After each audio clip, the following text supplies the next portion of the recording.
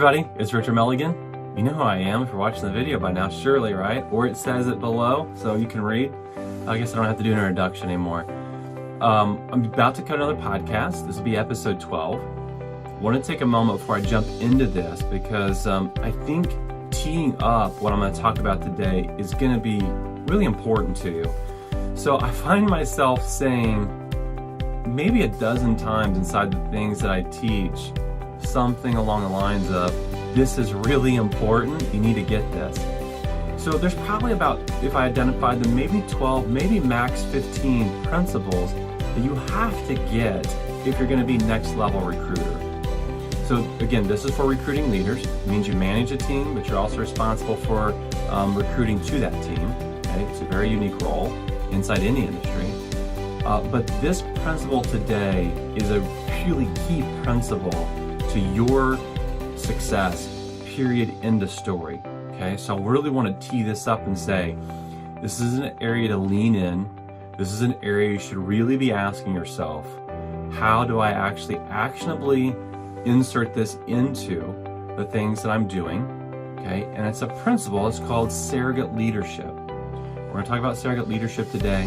Why does that make a difference in you winning or losing in the area of recruiting? And so with that said, stay to the end. I'm going to give you an extra nugget once we get to the end of this. These nuggets aren't available on the podcast. They're only available on the videos. So you can see this video on Vimeo, my Vimeo channel. You can also see it on my YouTube channel. You're probably seeing it in one of those two locations right now. And so with that said, let's get this party started. We're going live on our podcast in 3, 2, 1. Everybody, welcome back to Recruiting Conversations. This is your host, Richard Milligan. And today I'm going to talk about one of the top 10 to 15 principles inside recruiting leaders and their success. So one of the things that I recognize is that from time to time I say, this is really important. You have to get this. And so while that isn't always true about everything that I talk about, this principle here is true. What we're going to talk about today is surrogate leadership. Now, if you've never heard of the term surrogate leader, it's because I made it up. It didn't exist until I identified it and I made it up. Now, it's not actually made up. It actually is real. It is something that exists whether you recognize it or not. So if you want to call this a surrogate leader law, a surrogate leader principle, this matters. Now, it matters more today than maybe ever at any point in your life and my life. Now, I'm 46 years old, and while that's neither old nor young, that's me saying that, I am older than my kids, and maybe you're older than me, and that makes me young, right? So it's all relative. But in this time, in this space, inside business and inside leading, this principle matters. It absolutely matters. Now, let's just break this down. What does the word surrogate mean? The word surrogate means in place of.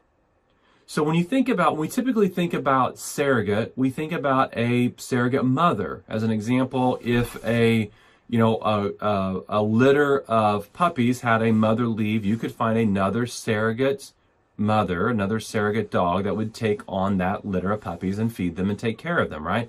In the animal kingdom, we think of that as in place of. A lot of times we use this even as humans, talking about, that's my surrogate mother, right? When my mom's not around, that's my surrogate mother, in place of. So while we use this typically in the parenting role, this is absolutely true in the leadership role as it pertains specifically to recruiting. So let's just back up a moment. Like, as a surrogate leader in place of someone's current leader, what does that mean? Well, right now in every industry, but specifically in certain industries, based on how they recruit, how they promote, there is an epidemic in this area where there's a shortage of great leaders. Now let's just walk this through. In a lot of industries, what we do is we take good producers. These are people that are great salespeople. And because either other companies are recruiting them to become a leader, right? We might give them a better title, and we might put people underneath them. So maybe another company is recruiting them and offering them that position, and we feel pressured to offer them that position. we actually go ahead and we take good producers, good salespeople, and we automatically make them leaders. This doesn't mean that we've measured their ability to lead. This doesn't mean that we've done anything other than look at their ability to sell. And we assume you're a great salesperson, so you've got some intangibles in place, and that's always going to be true of great salespeople. And so because of that, you can teach that, you can lead that. And so, oh, by the way, welcome to your new promotion, right? But being a great salesperson doesn't automatically make you a great leader. Like, I can actually take my own real life example of being back at the age of 25, 26, 27, being promoted into a leadership role, and then being promoted pretty quickly into a regional leadership role. And I was a relatively young salesperson that had very little experience leading people. Now, I was a studier of success and business principles and leadership principles because I was taking on a lot of information, because personal development has always been, from the time of 19, it's always been one of my core values, one of my beliefs, that I should be becoming something better than I am. And so while I had probably more skill set in the area of leadership simply because of that single principle in itself, it didn't make me a great leader. I can tell you, I can look at a lot of decisions that I made as a young leader and say, wow, big mistakes. And look, I'm today in my mid-40s still making mistakes as a leader, but I am accelerated way beyond what I was as a good salesperson new to leadership. So this leads to one of the many reasons why there's an epidemic going on in business today where there's a lack of great leadership. Now, and here, let me just give you this. Here's another item I think that plays into this. There's an enormous amount of information out there available, but it doesn't make it great knowledge. It doesn't make it wisdom. There's a quote by a guy by the name of John Nesbitt, and John said this. He said, "We are drowning in information, but we are starving for knowledge." We are drowning in information, but we are starving for knowledge. Think about that. Like, there's so much noise. Thank you, social media. Everybody has a voice today. Everybody thinks they're right. Everybody's got an opinion. So we're drowning in that, but doesn't make it good information that we should be applying to our leadership. Doesn't make it good knowledge. Doesn't turn it into something that automatically should be used in how we lead. And so because we have all this access to information, a lot of times it's easy for someone to follow a path that's not the right path to becoming a great leader. And so I think that plays an element in this as well. Now, let me give you the backdrop to where I said surrogate leadership is an actual principle. Mid-2014, so if you know my story, I spent 10, almost 11 years really struggling to recruit, and then I spent 3.5 years, 4 years actually having a lot of success recruiting. There were 2 distinct seasons that I actually went through. In that first season, the first 10, 11 years, I didn't understand this. And at the beginning of that last 3.5 to 4 year window, I was only beginning to understand this in the first 6 to 12 months. But here's how it became relative and to me knowing that this existed, mid-2014. Now, at the end of 2013, I had revamped all of my recruiting efforts. I took a week and a half, 2 weeks off the grid, took a good friend of mine, Scott Seeley. We actually planned, premeditated, dissected every part of the recruiting process, and then put it back together in a full-blown system, okay? So we do this into 2013, mid-2014 rolls around, and I began to receive phone calls from internal and external recruiters, and this is where I became aware that, look, what you're doing right now, Milligan, is different, it's unique, and it matters. And the word surrogate began to surface itself. And here's why. I got maybe half a dozen phone calls from like June of 2014 to end of 2014, and the calls went a little like this. I'm not calling because I was specifically looking to recruit you to our company, but I just had to meet you. I was calling in one of the markets that you lead in, and I was talking to someone who's not on your team right now, and they said this: if I leave my company, the only person I'll ever go to work for is, and they would say my name, Richard Milligan. Now, while that began to some degree annoy me, because imagine this, I'm putting in a lot of hard effort to recruit people, to build relationship with people, and some of the benefits of that are people saying, well, I'm not going to move right now, but I will one day. One day I'll go to work for Richard. Like, to some degree, there was this bit of annoyance that came with that, but there was definitely this aha moment that came with it as well. And the aha moment was, what you're doing in terms of recruiting efforts is leading people to a place where they would say that one day Richard will be in a position of leadership in my life. Okay? So what was I doing? Now let's back into this. How does this apply to your recruiting efforts today? If there's an epidemic in a shortage of great leadership and you're a great leader, okay? Now that's got to be the first premise. You're a great leader. So if you don't feel like you don't believe you've brought yourself to a position of leadership, hit my email up. Maybe in another podcast we'll discuss maybe 12 key influences or a number of key influences in my life that have gotten me to a place where my leadership has grown and developed. Some of those are podcasts. Look, the Craig Groeschel Leadership Podcast, great podcast. Andy Stanley, another great podcast. Carey Nieuwhof, another great podcast. Look, lots of books that I could give to you that I've read. I mean, my goal for 2019 is to actually read a book a week. And how will I do that? Well, I'll do that in reading 40 to 60 minutes every single day. I'll knock a book out every single week doing that. Okay, if you don't believe me, go to audible.com and just look at the length of books. Most books are somewhere between 5 and 7 hours long. Okay, I can read a book a week. So part of that would be like making sure you are positioning yourself well in how you lead. Okay, but the other part is, how do we reveal this to people where they have these aha moments themselves where they say, that's the person I'll go to work for because they're bringing me more value than my current leadership is bringing me. Let me give you an example of how you could do this. Look, I ask this question a lot to people, which is, what's your next step? So when people say, this is what I'm going to do, I'm going to send someone a direct message on Facebook or LinkedIn or Twitter. My question is not necessarily, what's the crafting of that message? I want to know what's also going to be the next step. Because if you have a single standalone tactic, then you're a tactical recruiter. You have to be a systems recruiter to be a successful recruiter. That's the bottom line. And the reason why is, look, in any sales, the secret number is 7. There's power in the number of 7 touches. So if I work to build a relationship with you and I engage you 7 times, I've now only hit the average, that number that it takes to actually convert someone. Okay? So in the minimum, I'm going to work out what are my 7 next steps. But let me give you an example of how you could do this in terms of leadership as you're recruiting. If I'm going to call you over the phone, several things. One, I will not leave you a voice message. Okay, that's a breadcrumb. It leads back to me being a recruiting leader. You don't know who I am, but if I leave you a message and say, this is Richard Milligan, regional manager with ABC Company, like, you know that I'm a recruiting leader, right? And if you're dissatisfied and unhappy, then you'll return my phone call. But look, we've tested that strategy out, the voicemail strategy out with a large company. 0.04% is the response rate that we got in return messages. So if we left 1,000, we got 4 return calls. Now there's some of you out there right now that are saying, look, that's worth it to me. I'll leave 1,000. I'll figure out how to scale 1,000 voice messages in order to get the 4 return phone calls. But the catch to that was the people that returned the voicemail were people that were job hoppers. These were not people that were tenured. These were not top producers. These were not the people that you're trying to recruit as a recruiting leader.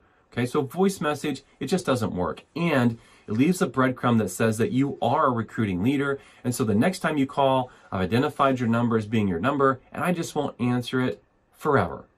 So now you put yourself in a position of like the phone doesn't work at all. And we already know the phone has diminishing results right now. People have moved away from the phone. Marketers have ridden the phone. Thank you so much, telemarketers. You've ridden the phone. And now we've got to figure out a different way to communicate to people in scale. But the truth is that if you dial someone, 1 out of 20 will answer the phone on the first ring. We found that if you dial 3 times in 1 hour, you repeatedly call them in 1 hour. So you space that out every 15 to 20 minutes. They'll answer the phone in about 1 out of 11 is the number. So calling repeatedly without leaving a voice message in the course of an hour, that works. That'll get you more responses. Okay. Now, when someone answers that phone, you do need to have a good phone script. And there's a lot of what I would call tricky phone scripts out there. We're not going to talk about phone scripting today. Make sure you're using a high integrity phone script. Look, if you're a recruiting leader, you fish in a pond that you're going to fish in forever. Unless you move markets, you're going to be fishing there for a long time. You have to have a strong reputation. You need people to believe that you are a high integrity leader, to be able to identify you as someone they would work for one day, that they would come along and partner with one day, right? So if I call you and I use that kind of a phone script, a high integrity phone script, and you say, you know what, I'm happy where I'm at, I'm not interested in meeting with you, and that's the end result, I'm going to ask you, what's your next step? Because the next step is where I get to start delivering my surrogate leadership role. So if you say, I'm happy, I'm not interested in meeting with you, I'm going to put you in the category of being a cold recruit. Okay, there's really 3 categories forever: cold, warm, and hot. But you're a cold recruit if you won't meet with me and you're not interested. And so if you were to do that, what I would say was this. Look, out of respect for you and honoring the fact that you're happy where you're at, what I would love to say is thank you for taking a few minutes out of your day for having a phone call with me. And as a way of saying thanks, I would love to send you one of my favorite books. And one of my favorite books is this. Now, I've got a number of books that I use. I used Tim Collins' book, Good to Great. I used Darren Hardy's book, The Compound Effect. I used John Gordon's book, One Word. There's a lot of books. You may have a book or two that you're like, that's been something that's been dynamic and has changed my life. Use that book. Okay, and you can buy those books in bulk used on Amazon. If you've ever done that, those books show up practically brand new, simply because most people buy books and then don't actually read them. But imagine the concept of buying a book and reading it. But I would buy these books in bulk, and very rarely would one show up that didn't look new. So you can get those books for $2 to $5 a piece. And so that I would end my phone call with this. Out of respect and a way for me to say thank you for taking my call today and being professional, I'd love to send you one of my favorite books. What's a good address for that? They would then respond. About 8 or 9 out of 10 would respond with an address. And now most people will respond with their home address because they recognize you're a recruiting leader and they don't want you sending that to their office because it just gets awkward a lot of times if you send it to the office. If their boss were to open up the envelope, so you get the home address, which that's actually, there's some secret sauce in that because now I can engage in a conversation at home. Okay, that's a completely separate podcast. Why is that important? But it is important. And now I get to actually go on a journey of next steps with you, because if I send the book to your home and you get it, I'll follow up 7 to 10 days in a text message and say, just following up to see if you got my book, John Gordon's book, One Word. And they say yes. And I'm going to say, did you get a chance to read it? Such an easy read. It takes an hour to read that book, by the way. And if they say yes or if they say no, either way, I'm engaging in a conversation. My next piece, and if you listen to my previous podcast, I every year develop one word. I can share my one word with them. And if they didn't develop their one word, I'll follow up a couple weeks from now to see if they've developed one word. And if they have developed one word, then I'll get to find out what it is. And I get to go on a journey as a surrogate leader with them. Let me give you an example. One time in this exact situation with that exact book, I sent that to a young lady. Young lady got the book. The young lady actually responded back to me and said, here's my one word. Her one word was audacious. Now, I wouldn't say that that's actually a normal word that somebody would actually develop, right? It's like kind of in this peripheral realm of like something that I could even come up with, like the word audacious. And so I responded with, what does that mean to you? And she said, I need to be more bold in the area of picking up the phone and reaching out as a salesperson. I find that I have issues with actually cold calling. And so there's cold call reluctancy. I'm not sure why, but I've got to be more bold if I'm going to grow my book of business. And that opened the door for me to step into ideas, touching base weekly, finding out where she was. Some incredible stories come from that. At one point, I find out that she's actually making her phone calls from the women's bathroom because she was embarrassed to actually make the phone calls in the bullpen area where there were other salespeople. An incredible journey. She does come to work for me. That's surrogate leader. A surrogate leader takes someone on a journey of bringing value to them in a place where this person is lacking value. If this person's lacking leadership and you show up and you lead well, right? Now you got to figure out creatively how you do this, and you got to incorporate it into your system. But if you figure out creatively how you do this and you do it right, this person at some point asks themselves this question. The question is, Richard's bringing more value to me than my current leader is. What am I doing over here working for this leader? I should work for Richard. This is one of the ways that you actually change the conversation from this company value proposition mindset to who you are as a leader and your leadership value proposition. Look, I'm a firm believer in this. I don't care how good your company value proposition is. If you don't lead with your leadership value proposition first, your vision, your core values, what do you have that you can lend, that you can give as a leader, as a great leader, as a good leader, okay, then you are missing on an opportunity to tap into the 95% of people that are happy where they're at.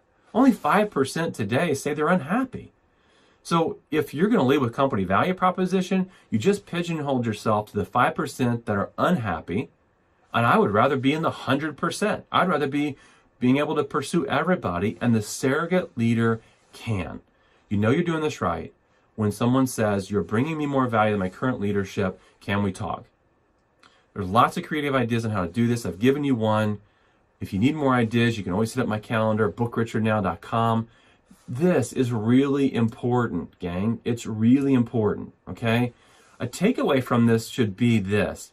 If you're not in a position where you're even like, I know what I would send, or I know how I could contribute, or I don't believe I'm a great leader, look, you really need to stop and go to this place of how do I become a great leader? One of the ways you do that is you take on information. You don't know what you don't know until you know it.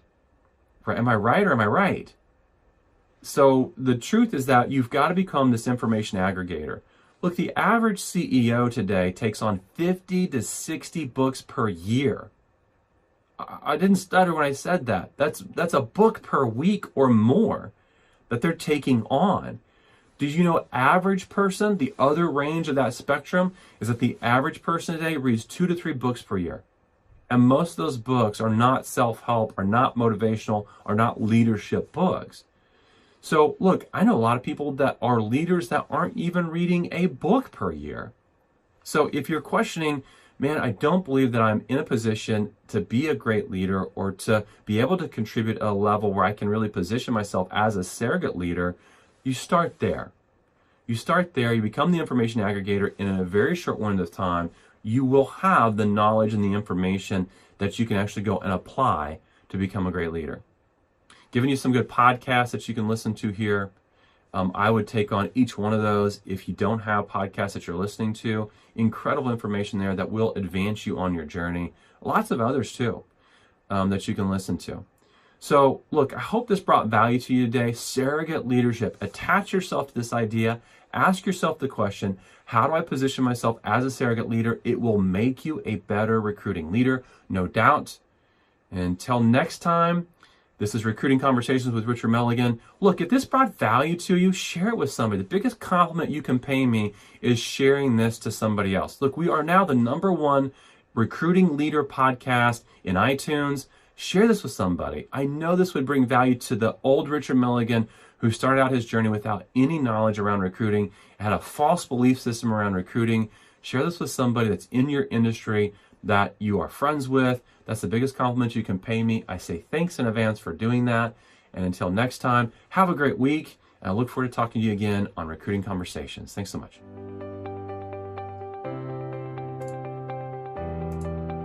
Okay, done there. That idea is a great idea. The idea I shared of books and sending books is a great idea. Let me give you another nugget on this.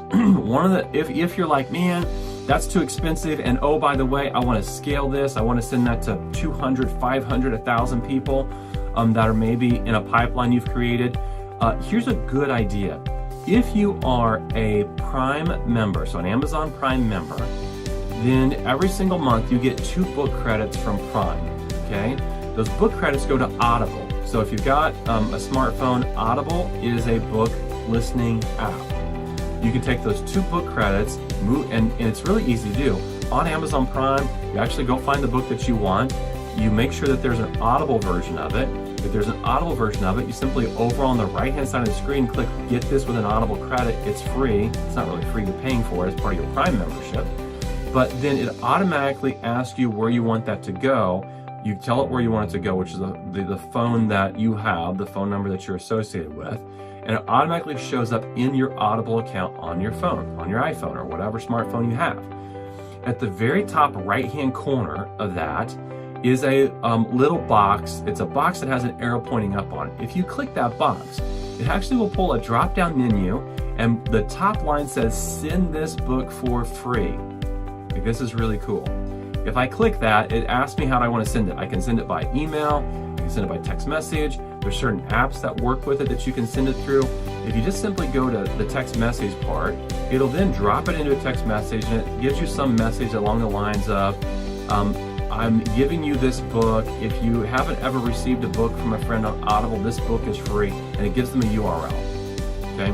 Now you can take that URL and you can cut and paste it into anything. LinkedIn, Facebook, email, that URL will work anywhere. It's a short code that they can use to get that book for free. So it doesn't have to be that you buy the book. It can actually be that you actually just do that process right there and then share the book. Because you could say, as part of that phone scripting that I just gave to you, at the end of that, you could actually say something along the lines of and I'm looking at my clock, I'm late for a meeting, so I've got a jet. But you could just say something along the lines of hey, I wanted to share this book with you, right? And per our conversation on the phone. And so a great way for you to create next steps inside your recruiting process. Hope I brought some value to you today. I love the fact that we're doing these videos with some added nuggets, and until we do it again, I'll see you.